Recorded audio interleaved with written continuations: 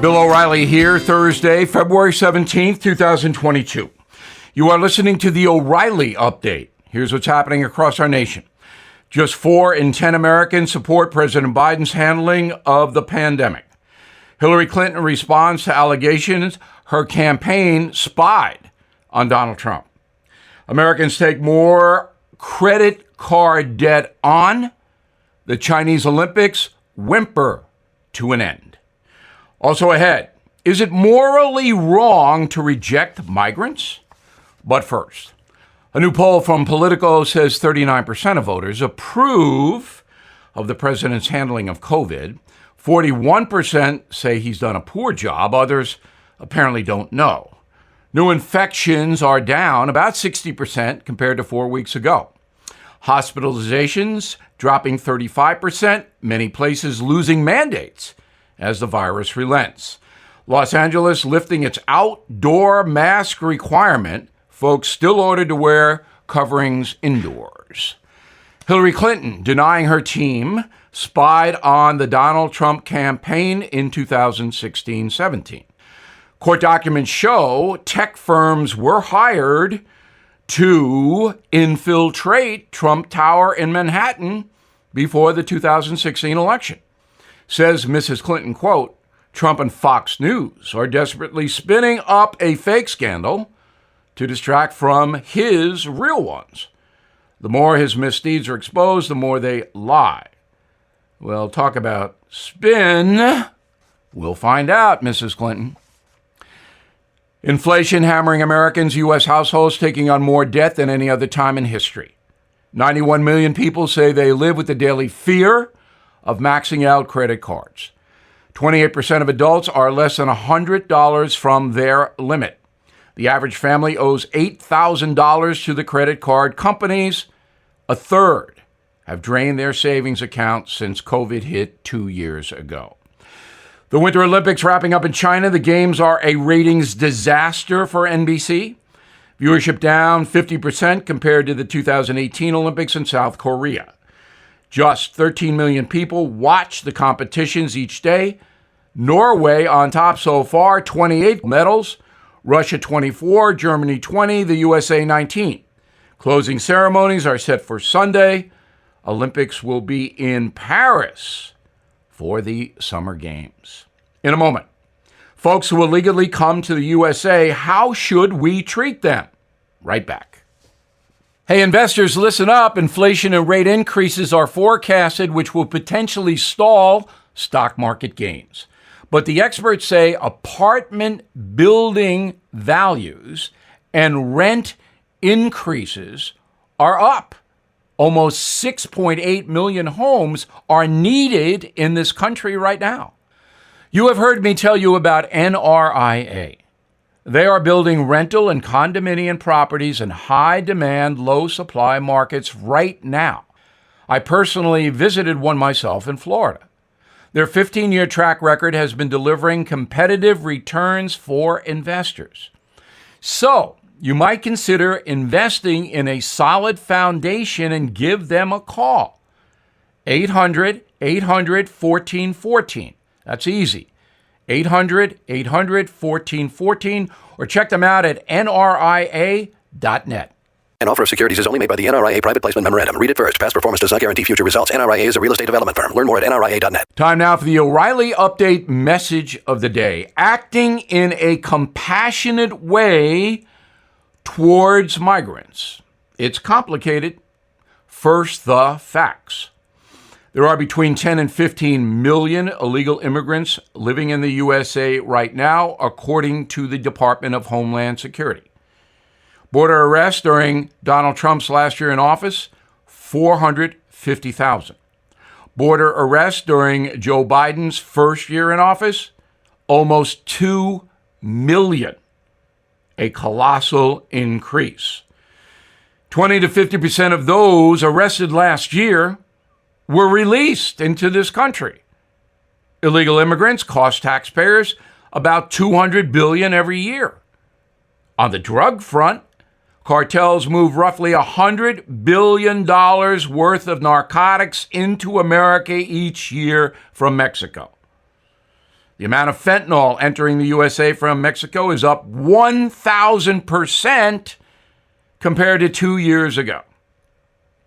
More than 100,000 Americans die from drug ODs every year. Obviously, President Biden is failing dismally to control the southern border. There's no question about that. But some believe that Mr. Biden is being humane. In 2018, Pope Francis responded to reporters who asked his opinion about President Trump's policy of discouraging migrants, sending most of them back to Mexico. Said the Pope, quote, "A person's dignity does not depend on them being a citizen, a migrant, or a refugee. Saving the life of someone fleeing war and poverty is an act of humanity," unquote. Then the Pope said, quote, "It's contrary to our Catholic values as well as immoral to deny poor people refuge." Well, that is the Pope's job, to look out for the poor and oppressed. But allowing millions of people into any country unsupervised hurts the citizens already living there. So, how do we handle illegal immigration in a moral way? First, either enforce existing immigration law or change it. Congress can change it. Most Americans don't want open borders and the problems that stem from them. What does the Pope think about drug smuggling? Would he allow thousands of people to bring narcotics into Vatican City, or thousands of migrants to set up tents there? Would the Pope allow that? No, he would not. Now, I like Pope Francis. I believe he is kind and compassionate, which again is his job. But if you're going to deal in politics, with all due respect to the pontiff, you've got to go for the greater good. I'm Bill O'Reilly. I approve the message by writing it. If you would like more honest news analysis, please visit BillO'Reilly.com. And this weekend, you can see the Donald Trump History Tour on BillO'Reilly.com. In a moment, something you might not know. The COVID pandemic has shined a light on the biotech industry and how it can benefit our health. My go-to tech expert, Jeff Brown, angel investor and editor of Brownstone Research, tells me the biotech sector is seeing accelerated growth in therapeutic and tech development, yet the sector is undervalued. So even with the volatility in the economy, Jeff is bullish about biotech in 2022. His newsletters at Brownstone Research will educate you on how the latest technology affects our lives and how to profit from it. It is important to have an independent expert who is accountable only to you, helping to grow your 401k and retirement savings. Get help preserving your wealth. Sign up for Jeff's newsletter today. Please go to jeffbrowntech.com. jeffbrowntech.com. jeffbrowntech.com. Now the O'Reilly Update brings you something you might not know. On this day, 1801, the USA's fourth presidential election was decided by the House of Representatives. The lawmakers selected Thomas Jefferson to lead the nation following a tie in the Electoral College. Jefferson's victory ended one of the nastiest presidential campaigns in history. It also resolved a major constitutional crisis. Here is the story. At the time, each member of the Electoral College cast 2 votes, making no distinction between president and vice president, just 2 votes.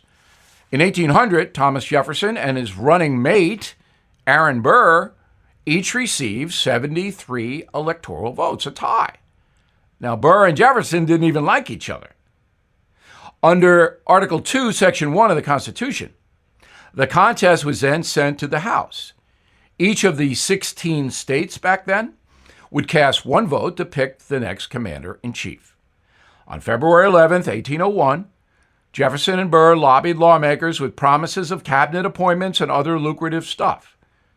On February 17th, lawmakers selected Thomas Jefferson to lead the young republic. Alexander Hamilton of New York played a key role in breaking the tie. The final tally, 10 states for Jefferson, 4 for Burr, 2 refused to vote at all. The 12th Amendment quickly followed the electoral crisis. Going forward, the college would cast separate votes for president and vice president. The next amendment would not be ratified until after the Civil War, so this was big. And here's something else you might not know. Alexander Hamilton's role in handling the election would eventually lead to his death. Aaron Burr was furious at Hamilton, claiming the election was stolen from him. A few years later, Hamilton fiercely campaigned against Burr, once again, who was running for governor of New York. The two men agreed to a duel that would settle the decade-long rivalry. Pistols. On July 11th, 1804, Aaron Burr shot and killed Alexander Hamilton in northern New Jersey. Thomas Jefferson was reelected 5 months later. Back after this. Folks, everything's getting more expensive.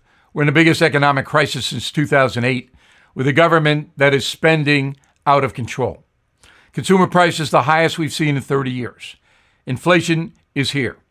So while paper money could eventually decline in value, you must consider real tangible things that will always maintain their value. How do you protect your money, your retirement, your savings? With American Hartford Gold. They will show you how to hedge your hard-earned savings against inflation by diversifying a portion of your portfolio into physical gold and silver. So please give them a call, and they'll have physical gold and silver delivered right to your door or put inside your IRA or 401k. Please tell them Bill O'Reilly sent you, and you may get up to $1,500 of free silver on your first order. Call 877-444-GOLD, 877-444-GOLD, or text GOLD to 65532. 877-444-GOLD, text GOLD to 65532. Thank you for listening to the O'Reilly Update. I am Bill O'Reilly. No spin, just facts, and always looking out for you.